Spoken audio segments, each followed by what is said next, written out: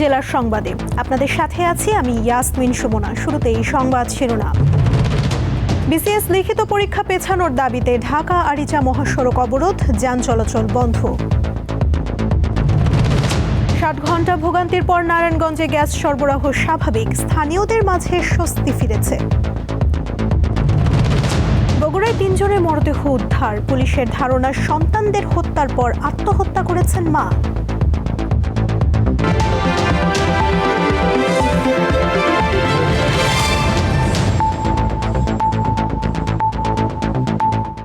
এবারে বিস্তারিত। 47তম বিসিএস এর লিখিত পরীক্ষা পেছানোর দাবিতে ঢাকা আরিচা মহাসড়ক অবরোধ করেছে জাহাঙ্গীরনগর বিশ্ববিদ্যালয়ের শিক্ষার্থীরা। দুপুর 12:15টার দিকে বিশ্ববিদ্যালয়ের প্রধান ফটকের সামনের উভয় লেন অবরোধ করে একদল শিক্ষার্থী। এতে ঢাকার সাথে দেশের উত্তর ও দক্ষিণ পশ্চিমাঞ্চলের সড়ক যোগাযোগ সাময়িকভাবে বন্ধ হয়ে যায়। আটকে পড়েন হাজারো যাত্রী। এ সময় অনেককে পায়ে হেঁটে গন্তব্যে রওনা দিতে দেখা যায়। শিক্ষার্থীরা বলেন, 47তম বিসিএস এর লিখিত পরীক্ষার সময়সূচি আগের যে কোনো সময়ের তুলনায় কম। প্রথমবার লিখিত পরীক্ষায় বসতে যাওয়া পরীক্ষার্থীদের জন্য মাত্র 2 মাস সময় দেয়া বৈষম্যমূলক। এতে এত কম সময়ে 1100 নম্বরের সিলেবাস শেষ করা সম্ভব নয়। দাবি পূরণ না হওয়া পর্যন্ত তাদের আন্দোলন অব্যাহত থাকবে।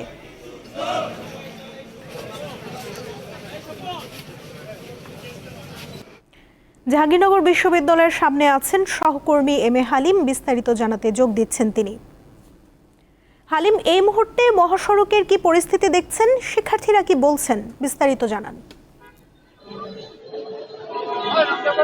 দেখুন সুমনা, 12:15 থেকে কিন্তু এই মহাসড়কে অবরোধ যেটি শুরু হয়েছে, এখন প্রায় 5টা বাজে, প্রায় 5 ঘন্টা। এই 5 ঘন্টায় মহাসড়কে যে এই অবরোধের ফলে কিন্তু আমরা দেখতে পেয়েছি যে এই মহাসড়কের দুটি পাশ যেটি রয়েছে উভয় লেনে কিন্তু যানজটের সৃষ্টি হয় এবং এখানে ভোগান্তিতে পড়েন হাজারো মানুষ। সেই সাথে এখানে আমরা দেখতে পেয়েছি এখানে অ্যাম্বুলেন্স সহ যে এখানে জরুরি সেবা নিতে আসা যে গাড়িগুলো আছে সেগুলোর জন্য কিন্তু আমরা দেখতে পেয়েছি কিছুক্ষণ পর 10 মিনিটের জন্য গাড়িগুলো ছেড়ে দেওয়া হয়, যাতে এই আন্দোলনকারীরা বলেছেন ভোগান্তির কথা চিন্তা করে এবং রোগীদের কথা চিন্তা করে কিন্তু মূলত এই গাড়িগুলো এখন ছাড়া হচ্ছে। আপনি দেখতে পাচ্ছেন এই মুহূর্তে 10 মিনিটের জন্য গাড়িগুলো ছাড়ছেন এবং তারপরও তারা যেমনটি বলছেন যে এই তাদের যে আন্দোলন, এই আন্দোলন তারা যেমনটি বলছেন যে 26তম বিসিএস এর যে সময় দেওয়া হয়েছিল, আমরা তারা কিন্তু সেই সময়টা তারা দাবি করেছেন এবং তাদের যে পিলির যে রেজাল্ট সেটি কিন্তু 27শে নভেম্বর যেটি ঘোষণা করা হয়েছে এবং সেই হিসেবে তারা যেমনটি বলছেন যে 28 তারিখে তাদের যে লিখিত পরীক্ষা যেটি সেই রিটেন পরীক্ষার যে 2 মাস সময়, সেই সময়টা কিন্তু মোটেও পর্যাপ্ত সময় নয়, যার কারণে কিন্তু তারা এই আন্দোলন চালিয়ে যাচ্ছেন এবং তারা যেমনটি বলছিলেন যে 26তম বিসিএস যেটি সেই বিসিএস এর মতোই তারা 27তম বিসিএস এর যে সময়টা সেই সময়টা তারা দাবি করছেন এবং এখন যে সিলেবাস অনুযায়ী যে 2 মাস তারা সময় পেয়েছে, 2 মাসে কিন্তু মোটেও কিন্তু এই এটা তাদের যে প্রস্তুতি সেটি কিন্তু তার হচ্ছে না। সেই আলোকে কিন্তু তারা আজকে এই ঢাকা-আরিচা মহাসড়ক অবরোধ করেছে। গতকালকেও তারা করেছিল স্বল্প মেয়াদী, যেটি আধা ঘন্টার জন্য, কিন্তু আজকে তারা সেই 12:15 থেকে শুরু করছে এবং আমরা জানতে পেরেছি আন্দোলনকারীরা জাহাঙ্গীরনগর বিশ্ববিদ্যালয়ের যে ভিসি, তার কাছে এই আন্দোলনের বিষয়গুলো নিয়ে তারা গিয়েছিলেন এবং ভিসি কিন্তু পিএসসিতে ফোন দিয়েছিলেন এবং পিএসসির কর্তৃপক্ষ যেমনটি ভিসিকে জানিয়েছেন সেটি হচ্ছে সরকারের তরফ থেকে যদি কোনো সিদ্ধান্ত দেওয়া হয় তাহলে তারা সেটি মেনে নেবেন। সব মিলিয়ে আমরা দেখতে পাচ্ছি জাহাঙ্গীরনগর বিশ্ববিদ্যালয়ে যে আজকে কিন্তু এই উভয় লেনে কিন্তু প্রচুর যানজট শুরু হয়েছে এবং এখানে শিক্ষার্থী থেকে শুরু করে যারা এই মহাসড়কে যারা ব্যবহার করে তারা কিন্তু প্রত্যেকেই একটি যানজটের কবলে পড়েছে। সব মিলিয়ে এখন পর্যন্ত এই ছিল আমার কাছে সর্বশেষ। সুমনা। হালিম, ধন্যবাদ আপনাকে। 2026 সালের ফেব্রুয়ারির প্রথম অথবা মধ্যবর্তী সময় নির্বাচনের দিন ঘোষণা হবে বলে আশা করছেন বিএনপি মহাসচিব মির্জা ফখরুল ইসলাম আলমগীর। বিকেলে ঠাকুরগাঁও আইনজীবী সমিতির সাথে মতবিনিময় সভায় সাংবাদিকদের প্রশ্নের জবাবে তিনি এমন মন্তব্য করেন। বলেন, নির্বাচনের সুষ্ঠু পরিবেশ তৈরি হয়ে গেছে, কোনো রকম ঝামেলা ছাড়াই নির্বাচন অনুষ্ঠিত হবে। বিএনপির অন্দর কোন্দলের বিষয়ে মির্জা ফখরুল বলেন, বিএনপি অনেক বড় একটি রাজনৈতিক দল, এক একটা সিটে 4-5 করে প্রার্থী আছে, সেই হিসেবে কিছুটা কোন্দল হওয়া স্বাভাবিক।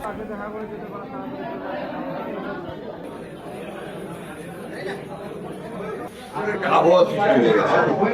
সুতরাং আমরা কিন্তু আশাবাদী কোন রকম ঝামেলা ছাড়াই 26 ফেব্রুয়ারির প্রথম দিকে এবং মধ্যবর্তী সময় নির্বাচন অনুষ্ঠিত হবে। কারণ এখন আর এমন কোনো পরিস্থিতি নাই যেখানে আপনার নির্বাচন ব্যাহত হবে। সেটা নারায়ণগঞ্জে প্রায় 60 ঘন্টা পর স্বাভাবিক হয়েছে গ্যাস সরবরাহ। ভোর 6টা থেকে স্বাভাবিক হয়েছে গ্যাস সরবরাহ। সকাল থেকে নারায়ণগঞ্জের স্থানীয় বাসিন্দাদের মাঝে স্বস্তি ফিরে এসেছে। তিতাস গ্যাস কর্তৃপক্ষ বলছে, মাটির প্রায় 24 ফুট নিচে লাইন থাকায় সেখানে কাজ করতে বেশ বেগ পেতে হয়েছে, যার কারণে গ্যাস সরবরাহ স্বাভাবিক করতে সময় লেগেছে।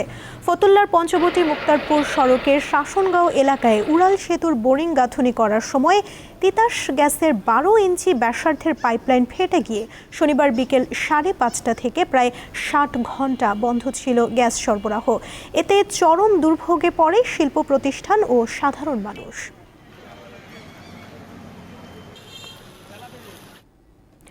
বগুড়ার শাহজাহানপুরে মা ও 2 সন্তানের মরদেহ উদ্ধার করা হয়েছে।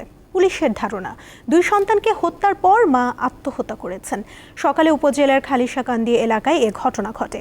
খালিশাকান্দি গ্রামের ওই বাড়িতে শাহাদাত হোসেন সাদিয়া দম্পতি 2 সন্তান নিয়ে বসবাস করতেন। শাহাদাত হোসেন পেশায় সেনা সদস্য।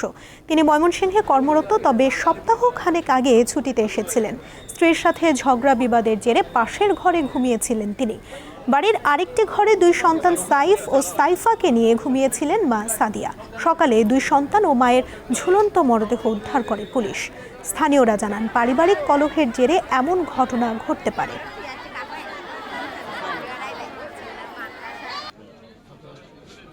মানিকগঞ্জে কারাবন্দী বাউল শিল্পী আবুল সরকার মহারাজের মুক্তির দাবিতে মানববন্ধনে যোগ দিতে আসা বাউল শিল্পীদের উপর হামলার ঘটনায় 200 জন অজ্ঞাত ব্যক্তিকে আসামি করে মামলা হয়েছে। সোমবার রাতে সদর থানায় এ মামলা করা হয়। আহত বাউল শিল্পী জহিরুল ইসলামের বাবা আলাউদ্দিন ভুইয়া এই মামলার বাদী। এদিকে তৌহিদি জনতার অভিযোগ, রোববার দুপুরে মানিকগঞ্জ বাস স্ট্যান্ড থেকে সরকারি উচ্চ বিদ্যালয়ের মাঠ সংলগ্ন শহীদ স্মৃতিস্তম্ভের দিকে বিক্ষোভ মিছিল যাওয়ার সময় আগে থেকে অবস্থান নেওয়া আবুল সরকারের 40 থেকে 50 অনুসারী বাঁশ, লাঠি, লোহার রড ও পাইপ নিয়ে তাদের ওপর অতর্কিত হামলা চালায়। এ সময় ধাওয়া পাল্টা ধাওয়ার ঘটনায় তৌহিদি জনতার আব্দুল আলিম সহ অন্তত 3-4 জন আহত হন।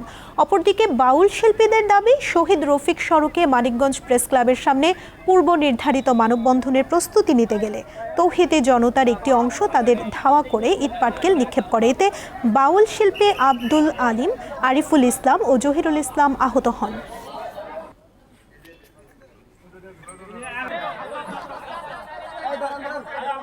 এবারে কেওয়াই স্টিল চট্টগ্রাম সংবাদ।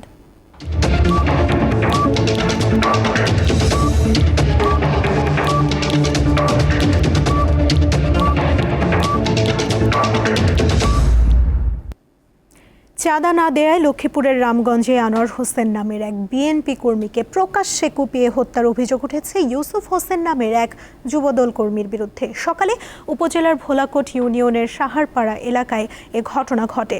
আনোয়ারের স্ত্রী ফারজানা আক্তার সাথী জানান, আনোয়ার হোসেন তার শ্যালককে বিদেশ পাঠানোর জন্য একটি সংস্থা থেকে 2 লাখ টাকা ঋণ নেন। এরপরই ইউনিয়ন যুবদল কর্মী ইউসুফ হোসেন সহ আরও 3 জন আনোয়ারের কাছে 2 লাখ টাকা চাঁদা দাবি করে। সকাল 7টায় মোটরসাইকেলে করে ইউসুফ ও আরও 2 জন দোকানে ঢুকে আনোয়ারকে এলোপাতাড়ি ছুরিকাঘাত করে পালিয়ে যায়। গুরুতর আহত অবস্থায় আনোয়ার হোসেনকে রামগঞ্জ উপজেলা স্বাস্থ্য কমপ্লেক্সে নেয়ার পর চিকিৎসক তাকে মৃত ঘোষণা করেন।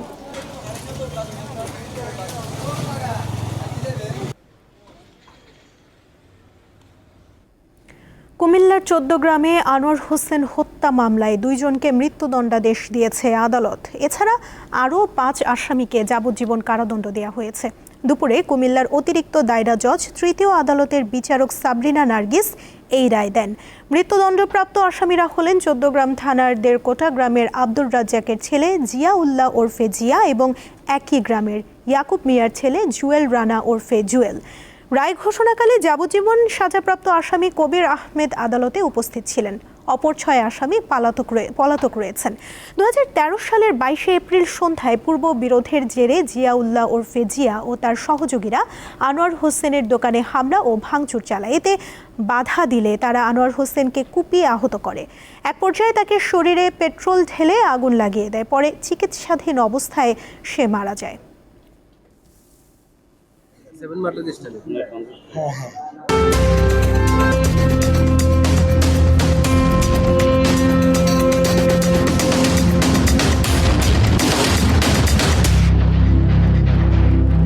দিনাজপুর 2 আসনে নির্বাচনী উত্তাপ ক্রমেই বাড়ছে।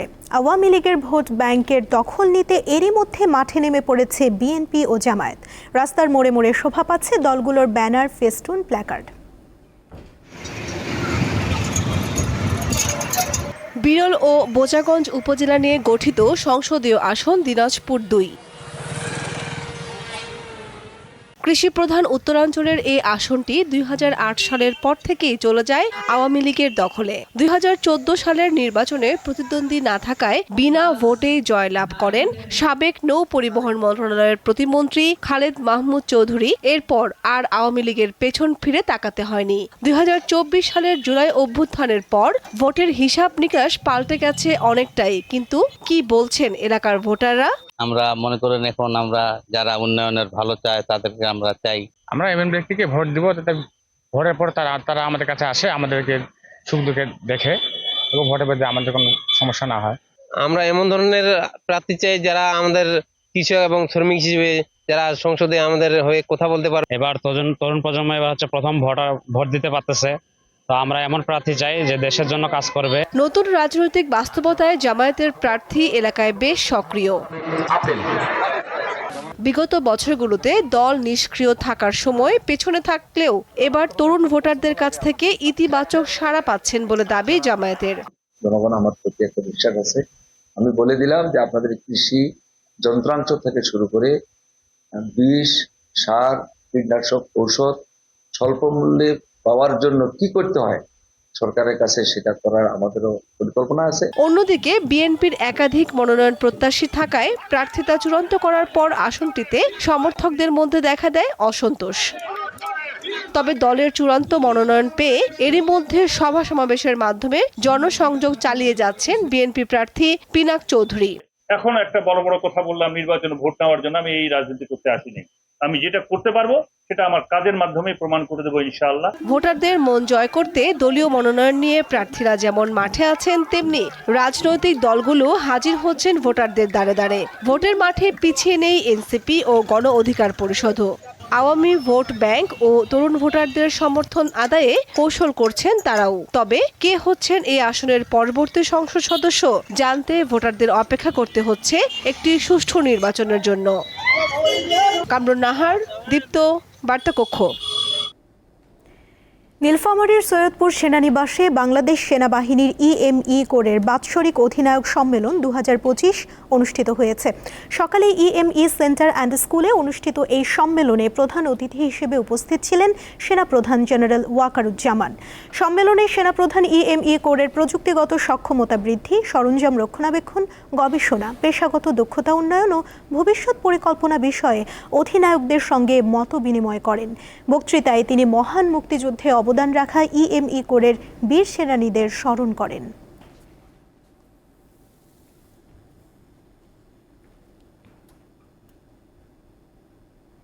জেলার সংবাদ শেষ করার আগে শিরোনামগুলো জানিয়ে দিচ্ছি আরও একবার। বিসিএস লিখিত পরীক্ষা পেছানোর দাবিতে ঢাকা আরিচা মহাসড়ক অবরোধ, যান চলাচল বন্ধ। 60 ঘন্টা ভোগান্তির পর নারায়ণগঞ্জে গ্যাস সরবরাহ স্বাভাবিক, স্থানীয়দের মাঝে স্বস্তি ফিরেছে। বগুড়ায় 3 জনের মরদেহ উদ্ধার, পুলিশের ধারণা সন্তানদের হত্যার পর আত্মহত্যা করেছেন মা।